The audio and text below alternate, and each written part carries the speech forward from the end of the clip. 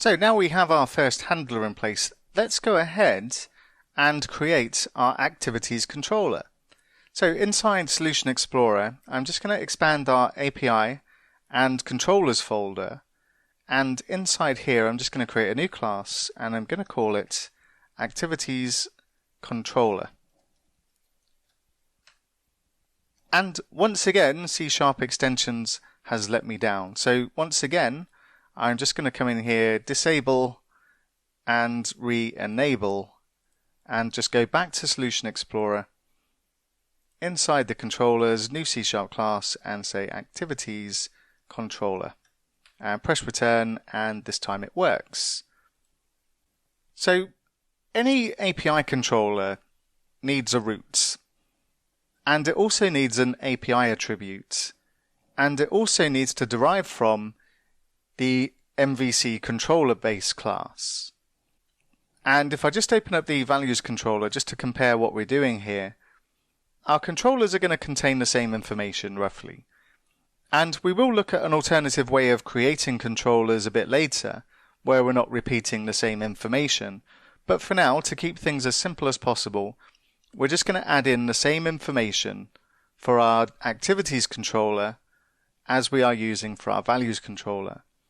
So we need to give it a root, and the root in this case is going to be the same as what we had for our values controller. We're going to specify API and then controller in square brackets as the name of the controller or the root that we're using in this case.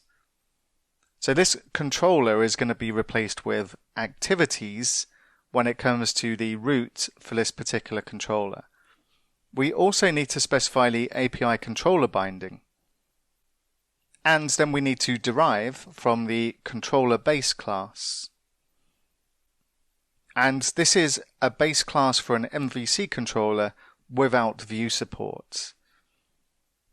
MVC applications also use a controller class that they derive from, but this does provide view support. Now, because we're using React for our view, we're just going to use our .NET project purely as an API.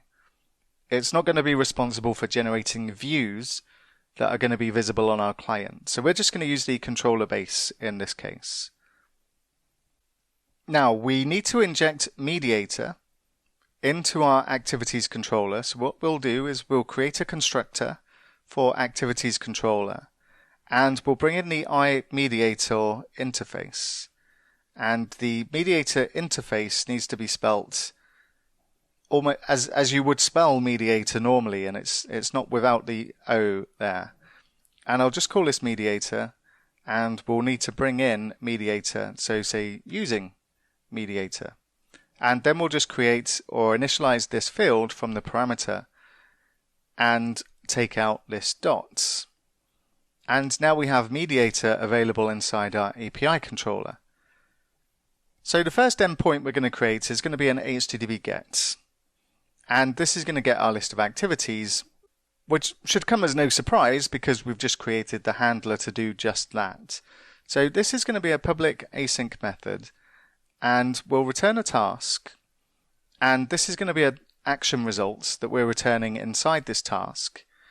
And this action result, we're going to specify what we're returning here as well.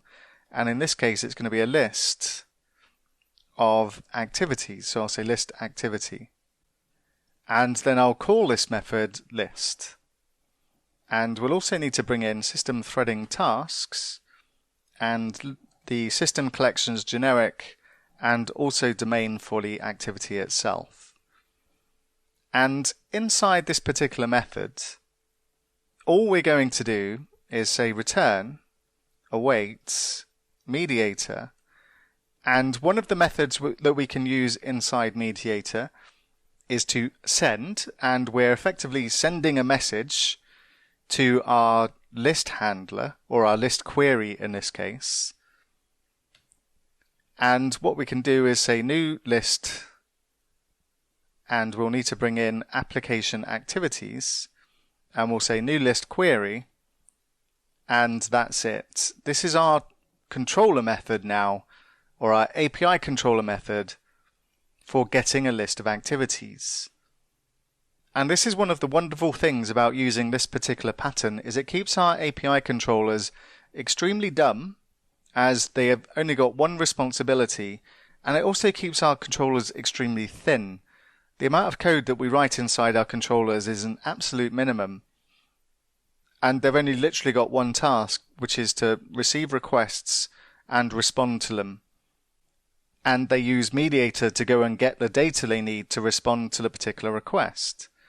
Now, we're not done yet, because we also need to tell our startup class about this. Because we're injecting Mediator into our class here, then we need to provide Mediator as a service inside our startup class. So let's open up the startup.cs class, and inside our dependency injection container, let's just add support for Mediator, and just below add cores, I'm going to say services, add Mediator, and this time it does need to be spelt this way. And what we should be able to do is use the quick fix to bring in using Mediator. And we should see this in the list here, and we do. And what we need to give this is the assembly that our handlers are located in. And in order to do that, what we can say is pass it in the parameter and say type of, and then we need to tell it about one of our classes inside the specific assembly where our handlers are located. So I'm going to say type of list, and just escape this and make sure that we bring in application activities here. And then I'm going to specify list handler in this case, and then specify .assembly following this. And we will have lots of handlers, but we only need to tell Mediator about one. And then it's going to use that particular reference to look inside this assembly to locate all of the other handlers that it needs for our application. So what we should be able to do now is go and test that we can get a list of our activities back. So let's head over to Postman and make sure that we can do this. And if we take a look inside Module 4 folder, inside Postman, inside the collections that we added earlier, we've got a request here for Get Activities. And one of the cool things about using collections in this way is that we can substitute the hard-coded URL that we were using earlier for just a URL variable. And if I take a look at the collection properties and I go into the ellipses for the collection here and click on Edit, then I can see over in the variables here we have the values for this URL variable, and it's just hitting localhost 5000. Later on, when it comes to the fact that we've published our application and it's using a different URL, instead of changing the URL for every request inside this collection, we can simply change it here, and then for every request that's using this URL variable, it will use the new current value of where our application is located. So pretty cool. And what we'll do here is we'll go and get our list of activities. So I'll click Send, and what we get back is our list of activities. And we should see all of them in this list up to and including future activity 8. And like I say, the ID, even though it looks pretty scary inside SQLite, what we get back in our JSON response is a GUID string and something we can work with. So it's not coming back as an object, it is coming back as a string. And it is a GUID.